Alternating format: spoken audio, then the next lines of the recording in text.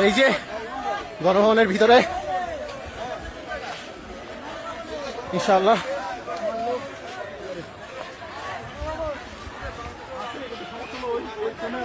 গণভবনের ভিতরে আমরা এই তো খাওয়া দাওয়ার ব্যবস্থা, খাওয়া দাওয়া করতে হবে, অনেক খাবার দাবার দুপুরে খাই নাই তো গণভবনের